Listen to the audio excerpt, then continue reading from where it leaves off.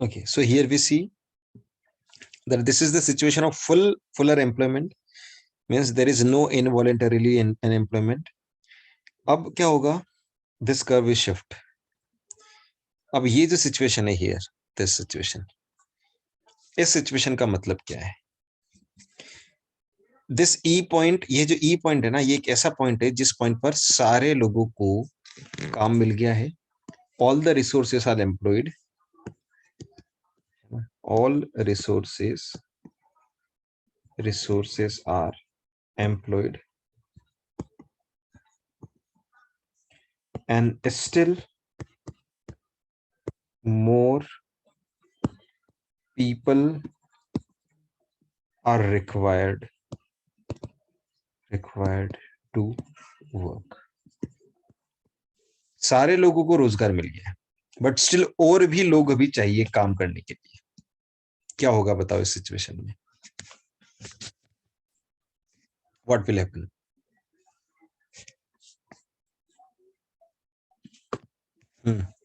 Yes, tell me. What will happen? Normally समझो इस चीज को, सारे लोगों को रोजगार मिल गया, उसके बाद भी अभी भी काम की चाहिए. यानी सीधा सीधा ऐसा समझे तो there is a person and this person is having 3 job offers. तो बताओ क्या होगा?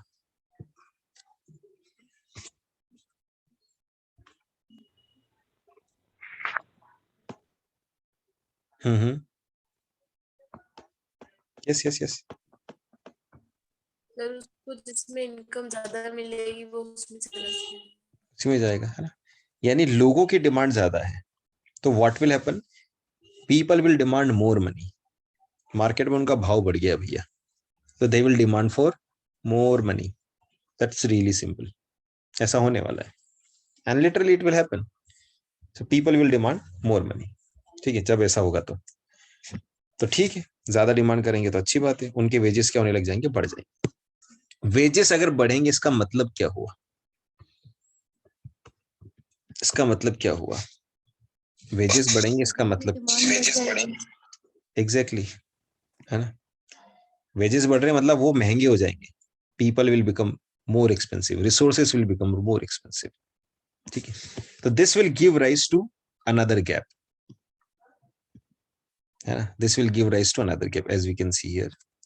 तो एक गैप हम लोगों को और नजर आएगी. ये गैप कौन सी गैप है? Inflationary gap. एग्जैक्टली. हमारा एग्रीगेट डिमांड तो है ओएम, लेकिन एग्रीगेट क्या है, आपका एग्रीगेट सप्लाई जो है वो ओएम है ना. एएस कितना है? AS is equal to OM. लेकिन एग्रीगेट डिमांड कितना हो गया? इस फुल एम्प्लॉयमेंट पे चेक करेंगे एग्रीगेट डिमांड कितना हो रहा है, वो यहां आ रहा है, ओएम से ग्रेटर है. एग्रीगेट डिमांड इज, से it is OP, and what we see, OP is greater than OM, which means aggregate demand is greater than aggregate supply. तो जब भी एग्रीगेट डिमांड और एग्रीगेट सप्लाई से ज्यादा होगी तो क्या चीज हो जाएगा? This will give rise to the gap, जिसको हम लोग क्या बोलेंगे? This gap will be inflationary gap. क्या कहलाएगी? This gap will known as inflationary gap. यानी अब रिसोर्स, अब क्या हो जाएगा? रिसोर्सेस महंगे हो जाएंगे. People will ask for more money to work. काम करने के लिए उनको ज्यादा पैसा चाहिए. सिंपल. क्योंकि यहाँ देख रहे हैं ना हम लोग, ओएम जो है वो क्या है? हमारी सप्लाई है. फुल एम्प्लॉयमेंट पे क्या होता है? ये फुल एम्प्लॉयमेंट इक्विलिब्रियम है. फुल एम्प्लॉयमेंट इक्विलिब्रियम पे क्या होता था? दोनों बराबर हो रहे थे. ये एएस होता और ये एडी होता, दोनों इक्वल होते हैं. ठीक है. लेकिन बियॉन्ड फुलर एम्प्लॉयमेंट जब हम लोग देखेंगे कि सारे लोगों को रोजगार मिल गया है, उसके बाद भी और भी काम है, तो यहाँ क्या हो जाएगा? ये गैप बन जाएगी. तो इस पॉइंट पर जब हम लोग देखेंगे तो व्हाट वी विल आइडेंटिफाई कि इस पॉइंट पर एग्रीगेट डिमांड जो है वो ज्यादा है. किससे? एग्रीगेट सप्लाई से. Simple. AD is greater than AS. Demand ज्यादा है तो वेज रेट क्या होने लग जाएगी? ऊपर जाने लग जाएगी. सीधा सीधा. जैसे चीजों की भी अगर डिमांड ज्यादा होती है तो ऑटोमेटिकली उनका जो प्राइस लेवल है वो अप जाने लग जाता है. ठीक है. तो इस सिचुएशन को हम लोग बोलते हैं ओवर फुल एम्प्लॉयमेंट या बियॉन्ड फुल एम्प्लॉयमेंट.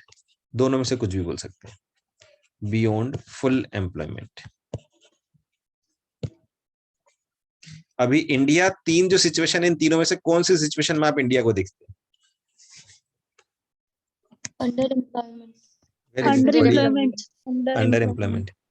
अच्छा, कोई ऐसी कंट्री है जो फुलर एम्प्लॉयमेंट पे नजर आती है हमको? यूएसए। यूएसए। हो सकती है, चाइना। ये हमारा दूर से सोचना है यूएस के बारे में, है ना, लेकिन हो सकता है। कोई ऐसी कंट्री जो हमको ओवर फुल एम्प्लॉयमेंट या बियॉन्ड फुल एम्प्लॉयमेंट नजर आती है? चाइना या Japan. Japan.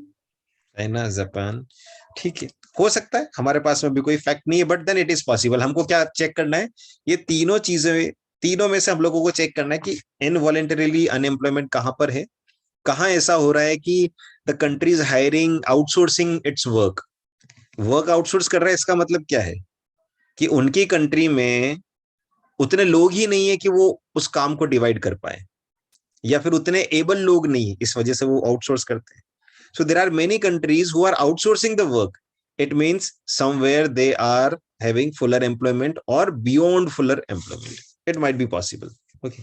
In general, I'm saying, not saying that definitely ऐसा होगा ही होगा.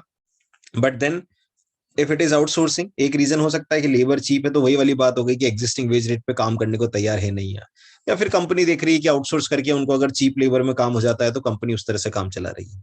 ठीक है, ये अलग अलग देखने के नजरिए हो सकते हैं, बट एक चीज हम लोग ये वाली बात जो है वो समझ सकते हैं। तो these three situation are there. More importantly हमने इंडिया को आइडेंटिफाई किया दैट इंडिया में इक्विलिब्रियम तो आ ही रहा है इकोनॉमी में, बट देन एम्प्लॉयमेंट पूरा का पूरा जनरेट नहीं हो रहा है, इसलिए इंडिया जो है वो अंडर एम्प्लॉयमेंट इक्विलिब्रियम पर स्ट्राइक करता है। ठीक है, so these three situation are there. I hope it is clear to you now. अब इसमें थोड़ा सा पार्ट हम लोग जो है वो न्यूमेरिकल प्रॉब्लम्स को सॉल्व करने के लिए देख लेते हैं। ठीक है, तो इसके लिए ये थोड़ा सा छोटा सा कॉन्सेप्ट है, इस कॉन्सेप्ट को पकड़ के रखना है, फिर हम लोग न्यूमेरिकल सॉल्व करेंगे।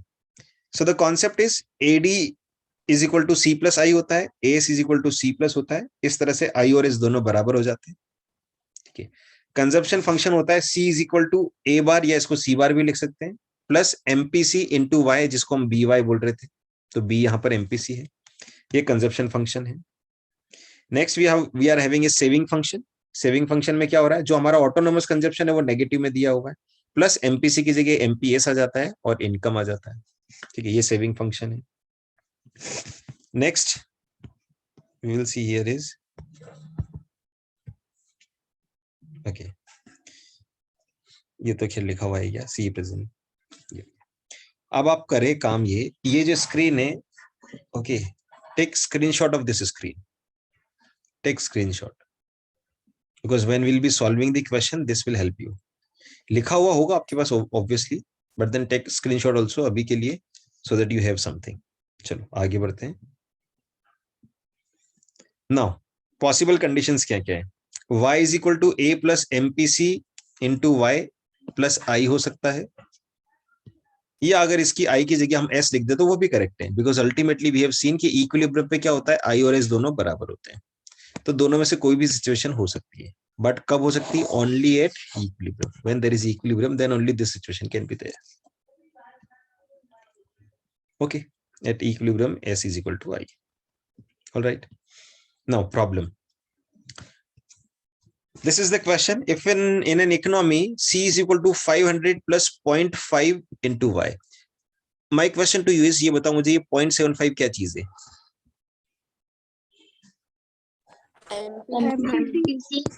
बहुत बढ़िया, दिस इज एमपीसी। अच्छा आइडेंटिफाई किया आपने, good. Okay, so this is MPC। Y is MPC dot Y इस कंजप्शन फंक्शन, ये हमारा क्या हो गया, कंजप्शन फंक्शन हो गया पूरा का पूरा। इन्वेस्टमेंट एक्सपेंडिचर इज 5000, ये I हो गया हमारा। बोल रहा है इक्विलिब्रियम लेवल ऑफ इनकम निकालना है और साथ में कंजप्शन एक्सपेंडिचर निकालना है। Can we solve this question?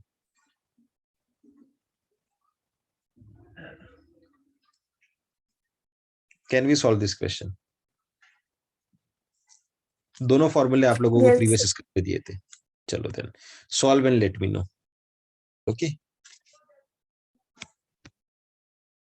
Okay, so let's solve this question.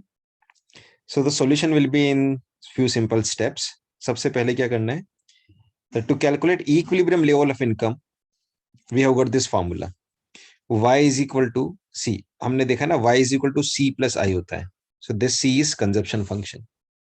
तो C plus I होता है तो हमने ये C का पूरा यहाँ रख दिया और साथ में क्या है I. तो y is equal to C plus I. अब ये I हमने क्यों लिखा, इसका भी लॉजिक समझिए ना. टेक्निकली हमने पढ़ा था y is equal to C plus S होता है, but equilibrium level of income पर क्या होता है, I और S दोनों बराबर होते हैं. तो instead of writing S we can write I. Okay, this is the first logic we have here.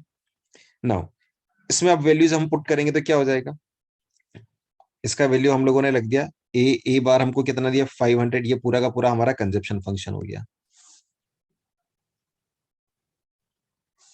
ठीक है, y इज इक्वल टू ये पूरा कंजप्शन फंक्शन हो गया, ये i हमारा कितना हो गया 5000. सिंपल. आगे बढ़ाएंगे तो क्या हो जाएगा हमारे पास में, अब ये y है हमारे पास है ना, और ये 0.75y है, तो y माइनस 0.75y कर देंगे तो कितना बचेगा 0.25y. और ये 500 और ये 5000 और 500 दोनों क्या हो जाएंगे, ऐड हो जाएंगे, इट विल बिकम 5500. ठीक है, 5500 is equal to 0.25y.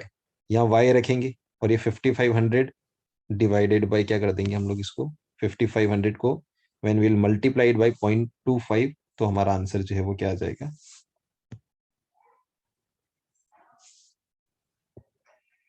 22,000. This is how we will do this. Simple. Okay. Once we have got income as 2200, इसके बाद हमको निकालना है consumption expenditure. So consumption expenditure में क्या करेंगे, what we will do here, y is equal to c plus I. तो क्या हो जाएगा 22,000 is equal to c plus 5,000. ये रखा, c is equal to 22,000 minus 5,000.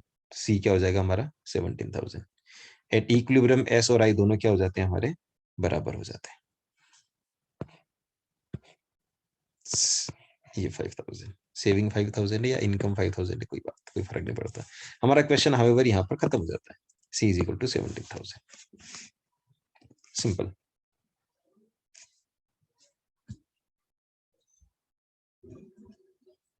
ठीक है, simple. I hope it is clear to you. बोलो क्लियर है ये? गुड, आंसर आ ही गया है काफी सारे लोगों का. Clear, there is no problem. Yes, sir. Good. Now this is next question. Now solve this. Solve this question. Now let's solve this. So what we will do here, again the solution will be in few simple steps. As we know that I and S both are equal, so this saving function, so what we will do is we'll put the values like this. Now here we have put the value 7,000 here minus 50 here, 0.5 here. Now what does it mean? This 7,000 is what? It is our investment expenditure, and as we know S and I both are equal, so saving function को हमने यहाँ रखा और 7,000 को हमने यहाँ रखा. Simply क्या होगा, इससे हमको y की वैल्यू निकल कर आ जाएगी. When we'll do the calculation, the value of y will be 14,100. Just like पिछली बार हम लोगों ने क्या किया था, 0.25 से डिवाइड कर दिया था, इस बार हम लोगों ने 0.5 से डिवाइड किया. जो भी यहाँ आता है वो इधर डिवीजन में चला जाएगा. तो 14,100 ये हमारा क्या हो गया, इक्विलिब्रियम लेवल पर ये इनकम हमारी रहेगी. Y at equilibrium level of income, क्योंकि हमने s is equal to I किया, ये केवल इक्विलिब्रियम पर ही हो सकता है. इक्विलिब्रियम के अलावा हम कभी भी ऐसा नहीं लिख सकते कि i is equal to s. ठीक है, एक बार हमारे पास y आ गया, y आने के बाद में क्या है, कंजप्शन एक्सपेंडिचर निकालना है, which is really simple, because y is equal to c plus i, और इस तरह से जब हम कैलकुलेट करेंगे will get the value as 7,100. Simple. So जैसा लास्ट वाला क्वेश्चन था ठीक उसी तरह से ये वाला क्वेश्चन भी हमारा रहा. ठीक है, so this is how we can solve this. Okay, is it clear? Although your answers are getting right, तो मुझे नहीं लग रहा बहुत ज्यादा इसके अंदर आपको कोई डाउट आएगा. फिर भी कीप ऑन प्रैक्टिसिंग, एक दो क्वेश्चंस और प्रैक्टिस करते हैं, then we will move on. Okay, now try and solve this question. देखो हर क्वेश्चन में क्या होगा, थोड़ा बहुत कुछ चेंज आएगा. तो then more number of questions we will practise, ना more will be the chances कि हमारा क्वेश्चन सही होगा. ठीक है, yes, solve this also. Though you have posted all of your answers and almost are correct, Okay, I didn't find anyone writing wrong answer. So the solution is here, although you have made it correct, but then also just see the solution. Similar concept will apply. I is equal to S, then S. To calculate S, we'll simply put the like this 2000 in Y, and we'll get S is equal to 300. Since I is equal to S, so I will also become 300. Okay, so investment expenditure at equilibrium लिखा है, तो S निकाल लिया हम लोगों ने, तो I हमारा ऑटोमेटिक आ गया. Now next is autonomous consumption निकालना है हम लोगों को. सो द ऑटोनोमस कंजप्शन के लिए क्या रहेगा, है ना, at zero level of income क्या चीज होने वाला है, S is equal to -200. Saving देखो ना, सेविंग कितनी आ रही है हमारी, -200 है, तो ऑटोनोमस कंजप्शन सिंपली क्या हो जाएगा, 200 positive value. Not even need to calculate. But अगर कैलकुलेट करना चाहो तो कैसे करोगे आप, can you calculate? Sir MPC निकाल कर वो फॉर्मूला एक और होता है C equals to A bar exactly plus MPC dot exactly वैसा कर सकते हैं ना. जैसे ये यहाँ पर ये जो चीज दिया, ये क्या चीज है, 0.25 क्या है, एमपीएस. Very good. तो एमपीसी कितना हो जाएगा, एमपीसी कितना हो जाएगा, 0.75. एग्जैक्टली 0.75. बस उसके बाद तो कंजप्शन फंक्शन में रखो और प्लस आई कर दो, C प्लस आई कंजप्शन फंक्शन बन जाएगा उसका.